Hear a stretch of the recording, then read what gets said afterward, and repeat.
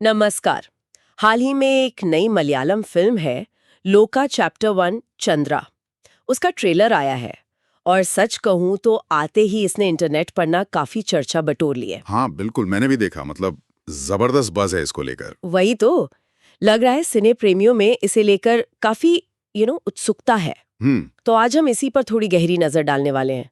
हमारे पास एक लेख भी है जो इस ट्रेलर की खास बातें बता रहा है, कहानी के कुछ इशारे दे रहा है और इसकी रिलीज डिटेल्स भी। अच्छा। तो मकसद यही है कि इस ट्रेलर का विश्लेषण करके समझें कि आखिर ये इतना ध्यान क्यों खींच रहा है और मलयालम सिनेमा के लिए क्या नया ला सकता है ये। हाँ, ये समझना जरूरी है क्योंकि जैसा आपने कहा, ये सिर्फ एक और फिल्म का ट्रेलर नहीं लग रहा।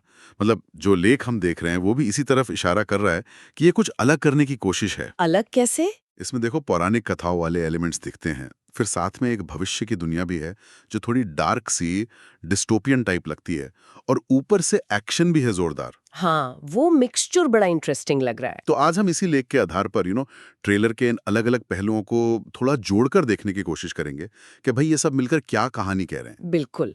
तो ट्रेलर की शुरुआत ही काफी ड्रामेटिक है ना? हाँ, लेख में भी लिखा है कि पहले वो युद्ध जैसा माहौल दिखता है, आग, धमाके, गोलीबारी। एकदम इंटेंस फील। सही कहा। फिर कैमरा एक बिल्डिंग के अंदर जाता है और वहां परछाइयों में कल्याणी प्रियदर्शन का कैरेक्टर बैठा है। ये पहला सीन ही कई सवाल खड़े कर देता। बिल्कुल, ये तुरंत माहौल सेट कर देता है। और फिर एकदम से चेंज, वो वॉर वाला माहौल अचानक एक बिल्कुल अलग, थोड़ी उदास सी, बेरंग सी डिस्टोपियन दुनिया में बदल जाता है। हाँ, वो कंट्रास्ट बहुत शार्प है। और वहीं पे कल्याणी का किरदार है जो निशांत सागर के किरदार से पूछ रहा है कि भाई मुझे यहाँ क्यों बुलाया है। और जवाब? जवाब सीधा नहीं मिलता। कहा जाता है कि कोई और है जो जवाब देगा। मतलब शुरू से ही ये मिस्ट्री बिल्ड कर रहे हैं। ये सोचने पे मजबूर करता है कि इन दो अलग दुनियाओं का कनेक्शन क्या है और कल्याणी का किरदार वो इन दोनों के बीच कैसे फिट होता है। एग्जैक्टली। ये कनेक्शन वाला सवाल बहुत जरूरी है। ट्रेलर लगातार इन दो सेटिंग्स के बीच, मतलब पौराणिक और फ्यूचरिस्टिक, जंप करता रहता है। हाँ, और एक जगह वॉइस ओवर कहता है कि कल्याणी का किरदार बदला नहीं है, लेकिन स्क्रीन पर हम उसे मॉडर्न कपड़ों में देखते हैं। हाँ, ये बड़ा कंफ्यूजिंग है। फिर कोई और आवाज उसे वार्न करती है कि सावधान रहो, नजर में मत आना। ये क्या चक्कर है?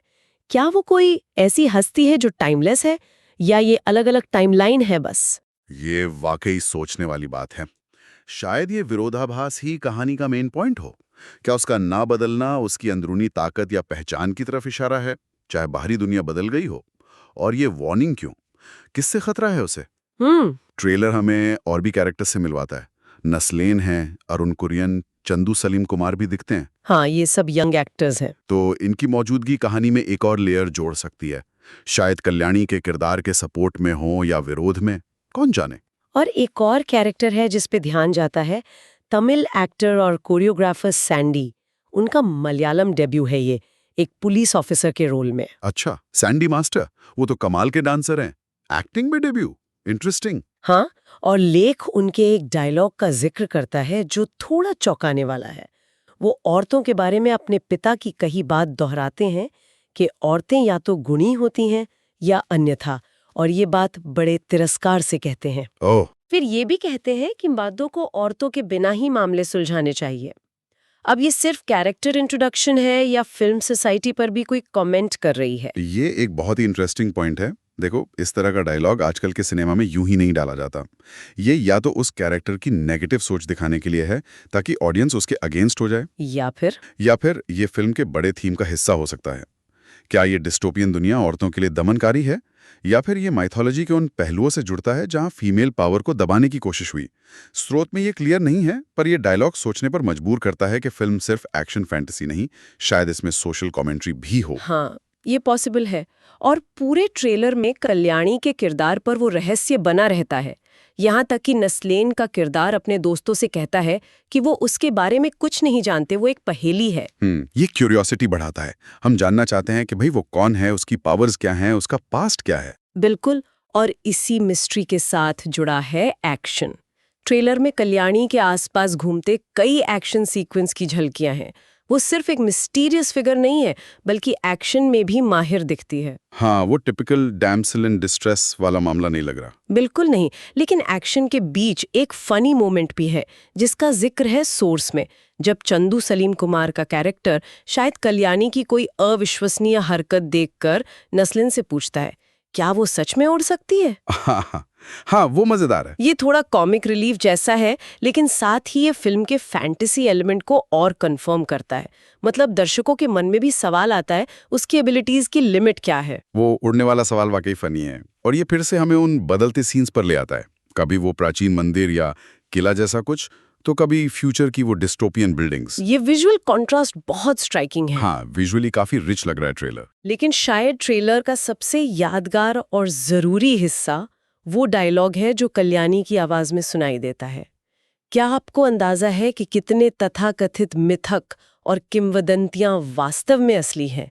ये लाइन तो जैसे पूरे ट्रेलर का निचोड़ है। बिल्कुल, ये पंक्ति सिर्फ एक डायलॉग नहीं है, फिल्म की फिलॉसफी लगती है। ये ऑडियंस को सीधे चैलेंज करती है कि भाई अपनी मान्यताओं पर सवाल उठाओ। क्या हिस्ट्री, मिथक और फ्यूचर आपस में जुड़े हुए हैं? क्या हमारी पौराणिक कहानियां सिर्फ कहानियां नहीं, बल्कि भूली हुई सच्चाइयां?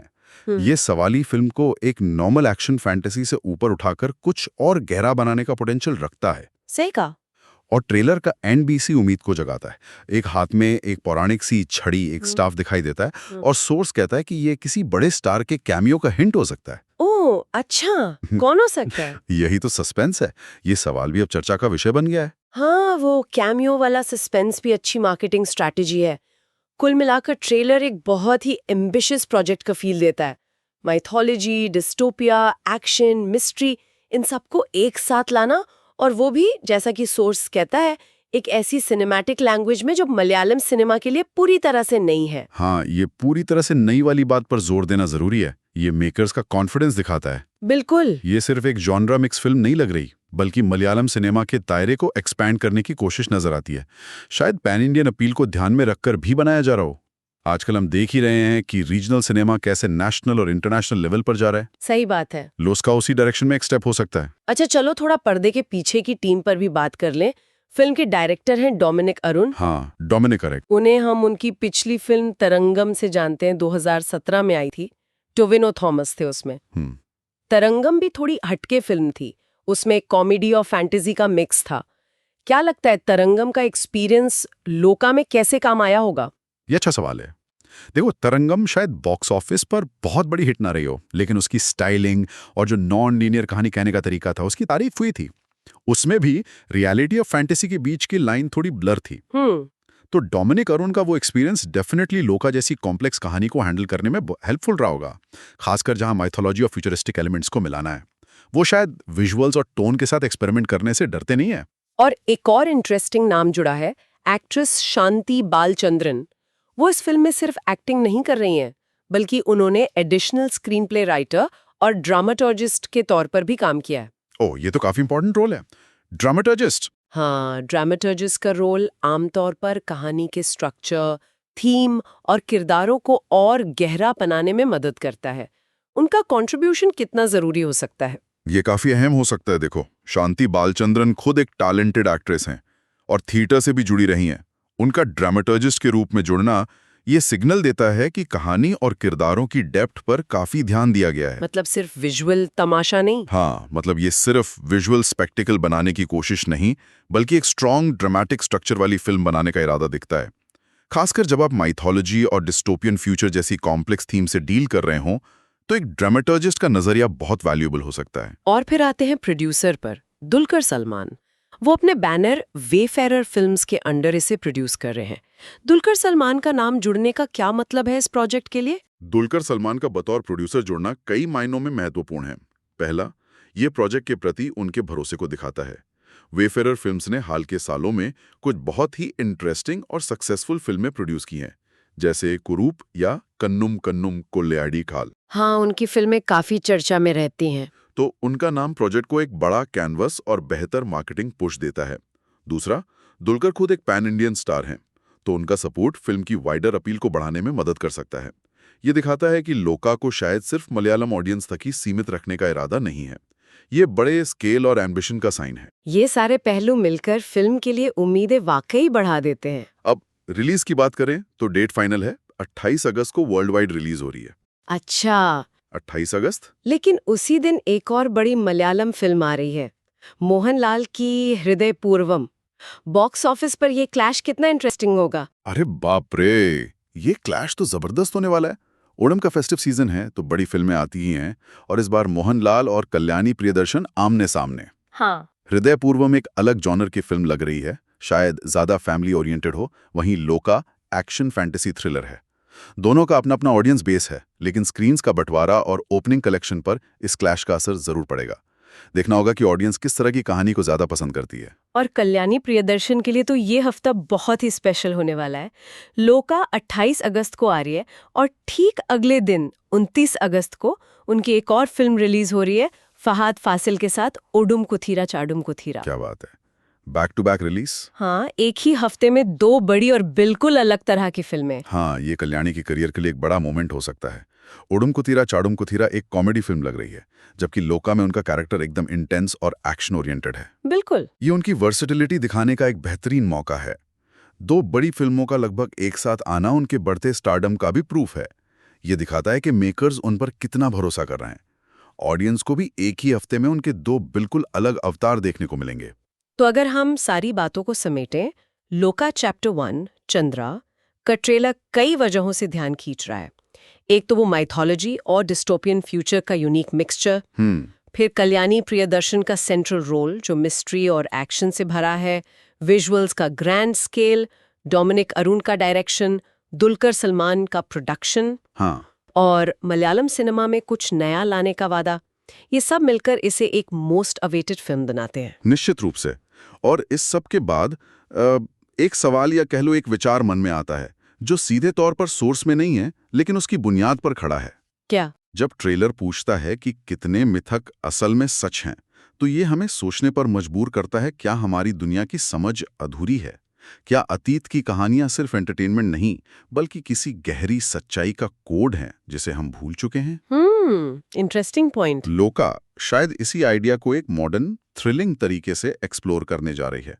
ये देखना दिलचस्प होगा कि वे मिथकों और भविष्य के इस कॉम्बिनेशन को कितनी कुशलता से निभाते हैं। या फिर ये भी सोचने लायक है कि रीजनल सिनेमा जैसे मलयालम इंडस्ट्री अब कितना बदल रहा है।